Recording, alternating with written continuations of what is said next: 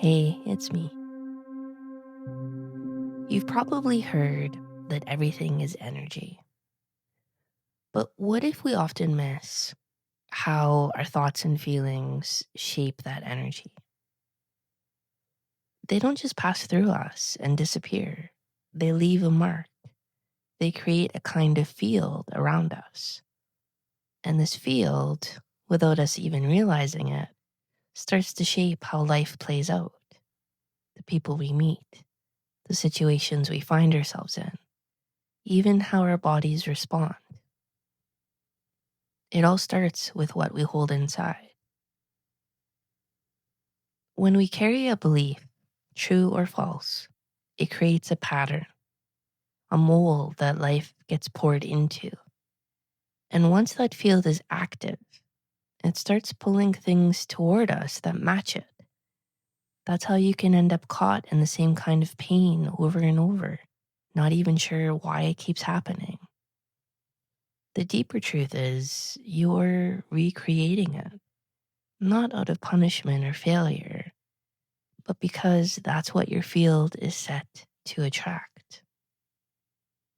This path, this work, is about noticing those patterns and seeing where they come from. It's about tracing the feeling back to the belief that birthed it, even if that belief is buried deep. And a lot of the time, those beliefs aren't things we consciously choose. They're old. Some come from our childhood, some from moments of hurt when we were too young to process what was happening. We built ideas to survive, not knowing those ideas would keep shaping our reality long after the moment had passed. If you've done this kind of inner work, you've probably found some of these old ideas, what we sometimes call images. You've seen how they drive your reactions, how they affect your relationships. You may even realize that something you once believed, like no one can be trusted or love always ends in pain, is not true anymore. Even then, you still find yourself reacting as if it is. That's the strange part. Knowing something is false doesn't necessarily mean you stop acting from it, because those force fields don't disappear with insight alone. They have a kind of charge, and that charge has to be released before the pattern can shift. The process of changing these fields isn't easy. It asks you to see yourself clearly, not just your pain, also the ways you've chosen, sometimes unconsciously, to hold on to blame or hate or avoidance. There are parts of us that don't want to let go, that still believe we need to punish someone or protect ourselves or prove something. For example, you might know that your resentment towards your mother is hurting your ability to love others.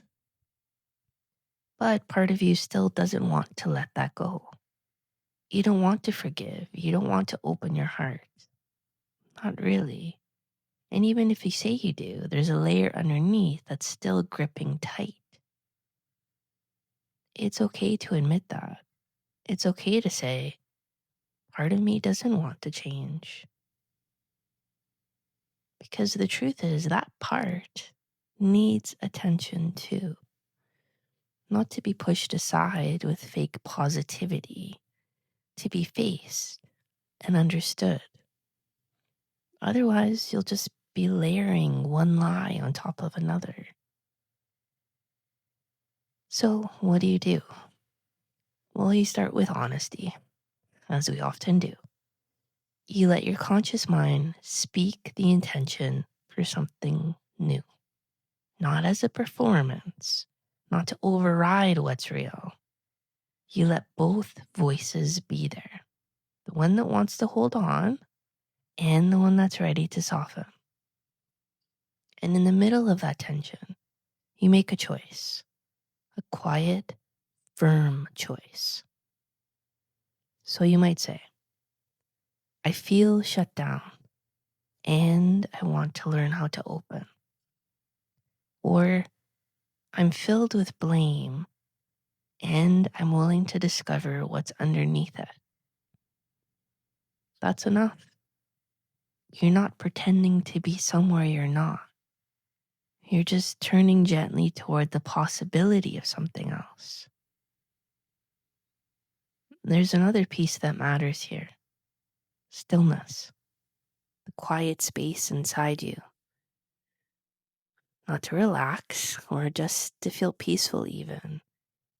It's important because that stillness is where you hear the voice of your deeper self, the part of you that's not tangled in defenses or old stories, the part of you that knows. Sometimes we don't go there, not because we can't, but because we don't feel worthy of hearing that voice, especially if we're holding guilt, especially if we've hurt someone and haven't made peace with it. There's a difference between guilt and remorse. Guilt crushes you. Remorse humbles you. It opens your heart, not closes it. And until we can feel the pain we've caused others without being swallowed by it, it's hard to feel whole. We stay hidden from ourselves.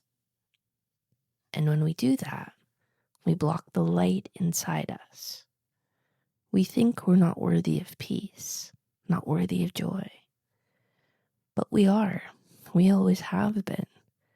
Even if we've made mistakes, even if we've carried bitterness, even if we've inflicted pain.